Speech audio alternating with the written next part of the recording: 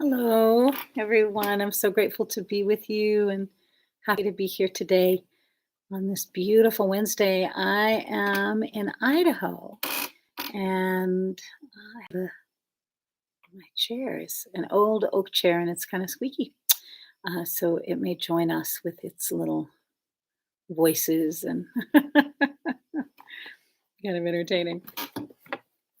So I was wondering about our conversation tonight, and I was talking to my mom about it. My one of my beautiful elders, she's 76, and she was saying how it'd be nice to talk about quiet. It'd be nice to talk about quiet and the different kinds of quiet. And I know for me, when I think about quiet, I think about peace and stillness. And she was saying that we both, it was interesting. We're sitting outside and it's rural. It's very rural here.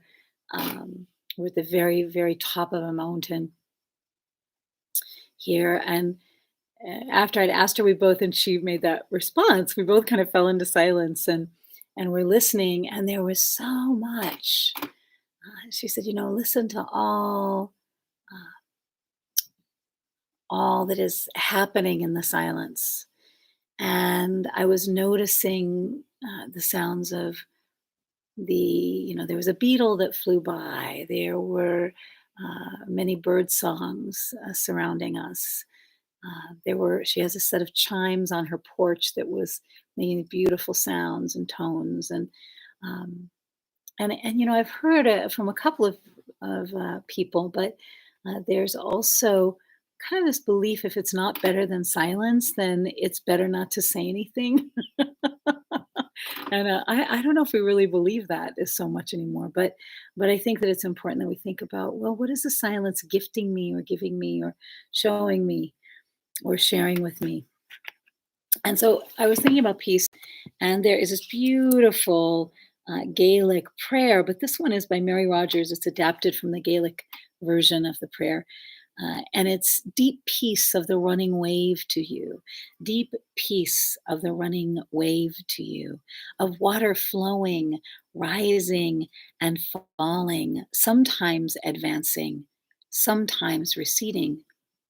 May the stream of your life flow unimpeded, deep peace of the running wave to you, deep peace of the flowing air to you, which fans your face on a sultry day, the air which you breathe deeply, rhythmically, which imparts to you energy, consciousness, life, deep peace of the flowing air to you, deep peace of the quiet earth to you, who herself unmoving harbors the movements and facilitates the life of 10,000 creatures, 10,000 creatures, while resting contented, stable, tranquil, deep peace of the quiet earth to you, deep peace of the quiet earth to you, deep peace of the shining stars to you, which stay invisible until darkness falls. Isn't that amazing? They stay invisible until darkness falls.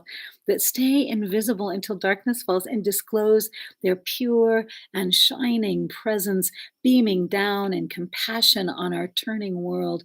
Deep peace of the shining stars to you. Deep peace of the shining stars to you. Deep peace of the watching shepherds to you, of unpretentious folk who, watching and waiting, spend long hours out on the hillside, expecting in simplicity some coming of the mystery. Some coming of the mystery. Deep peace of the watching shepherds to you. Deep peace of the Creator to you, who, swift as the wave and pervasive as the air, quiet as the earth and shining like a star, breathes us into a holy presence. Deep peace of the Creator, the mystery to you. Deep peace of the Creator and the mystery to you. And this is adapted from Mary Rogers, which was adapted from Gaelic, the Gaelic version, or the Irish, the ancient Irish, or the Irish language. And so I'm thinking about peace and how do we find peace? A lot is probably many of us are noticing how quickly changes are happening. And in these very quick changes, how do we find the quiet places where we can restore ourselves? And sometimes those quiet places are in the middle of a lot of other activities. I know that sometimes when I float, if I go and I float in the river, or if I go to a lake or a stream or to a spring, sometimes other people are at that spring. And I'm going for respite or for refreshment or for knowledge of, of another place in myself and in the world. And I'm going to that place perhaps for that silence and that respite and that refuge. And when I do that, am I able to, even with all of the human sounds, am I still able to connect with myself, with the beauty of the place, with the stillness and the silence of the place, and to allow all of the things happening around me to be exactly that. Like, oh, these are things that are happening around me. Like children can run and play around me, other people can be talking around me, other things can be happening, but can I come to my own gentleness and to my own spirit and to my own deep peace? And so, how do we find that that place within us, that stillness, that peace, and that grace within ourselves? And Mom also mentioned the quiet of nature, right? So Matilda Laughing Waters. She also mentioned the quiet of nature and the uncomfortable silence. And we also have these uncomfortable silences where we're asked to go into that silence and to explore what emerges. I also often notice in the silence what is missing. I remember when I first came to Idaho and I'm a steward of some land here, and like I said, it's very remote and it's rustic, very rustic, and I love it. It's so wonderful. I love it so much. And in this place, I decided not to use any pesticides, and I remember just reading about the bluebirds and how at the time that I began stewarding the land, that bluebirds were endangered and that they were having difficulty.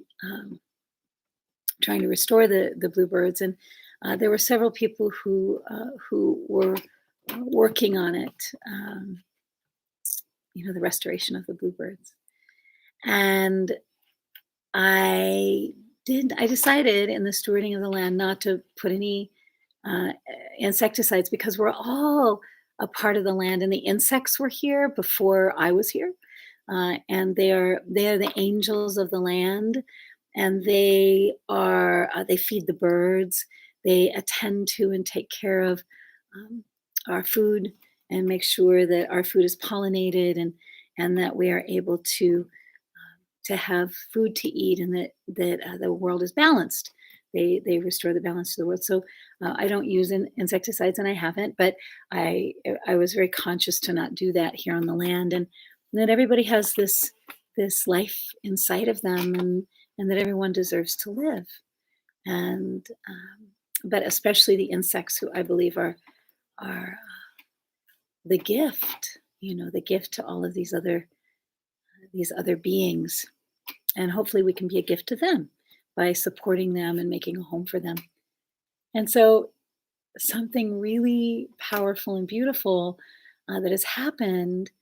I think it was maybe 3 or 4 years that I'd had the land, and I'd made efforts to get these special bird houses that they like. They like these special bird houses, and the entrance of the birdhouse has to be exactly the right size, and for the bluebirds so that they'll go in and use them, and so so many different things to attract these bluebirds so that I could be a part of sustaining them and making a home for them.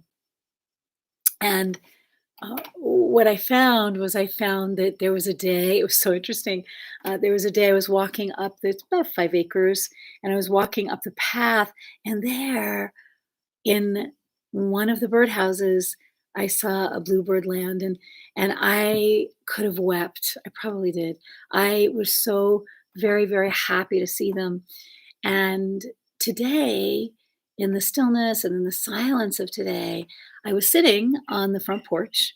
And speaking of which, there's I can hear actually those are the sapsuckers, which are really amazing, very small woodpecker. But today, while I was sitting on the porch, I got a little. Um, uh, I watch them. I watch the bluebirds, and there are many of them here now. And so over the years, I've come to know this is their home and is their place. And there are many people who've put a lot of effort into creating a hospitable habitat for them. But in that silence with the bluebirds, there were many other sounds and songs, and I was able to hear them. But in that stillness, this beautiful being, this bluebird, is no longer missing. And so I would ask in the stillness and in the silence, I'm actually watching one right now, and I'm watching a deer also just crossing in front of the house. And I also saw a mama with her little fawn right before I started the talk today. So in the silence, that's when those things happen. And I remember, I think it was 2, 3 summers ago, when I came out in the very early morning, and I usually go directly outside to do my morning prayers and reflections and honorings. And I woke up and I came out into the main house, and outside of the window I saw a mother and these baby fawns, and they'd just been born. They were like trying to figure out how to stand and how to walk. um, and I sat for the longest time and experienced them, and I feel so blessed and honored to have shared that experience with them. So I think that a part of that. So here's a doe and a fawn right now. Actually, a little fawn and a mama doe. And so I think that when we think about stillness, silence, and peace, it's important that we're also able to not be so busy going to our next thing, to not be so focused on what we're going to do next that we aren't noticing the very life and the very intimacy and the very love that is around us right now. There's so much love available to us in that stillness. And I know for me, when I go outside and I stand in the quiet and the still, I can feel the earth loving me. I can feel the trees reaching out to me. I can feel the land and I in reciprocity. And so, to close, I wanted to say, quiet the heart and quiet the mind, quiet the body, still the body, and let the world love you back. Let the world give to you. There's so much that we're giving, and we really need to honor and respect that. We need to be refilled. We need to allow a space for love to refuel and refill us. And the practice I would say is to just notice, what do I find in the empty spaces, and is there something that I would like to pay attention to, or is there a silence that I need that I haven't had for a long time, and how can I achieve that silence? And so to close, this is from the Artava Veda, and it says, "Peace be to earth and to airy space. Peace be to heaven, peace to the waters, peace to the plant, and peace to the trees. May all the powers grant me peace. By this invocation of peace, may peace be diffused.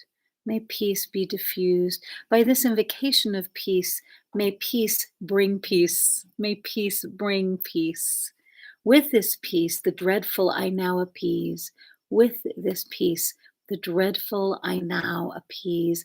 With this peace, All evil I now appease. With this peace, all evil I now appease, so that peace may prevail, happiness prevail, so peace may prevail and happiness prevail.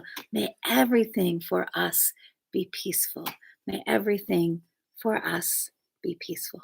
Walk in beauty, and I look forward to talking with you next week. Thank you. Thank you.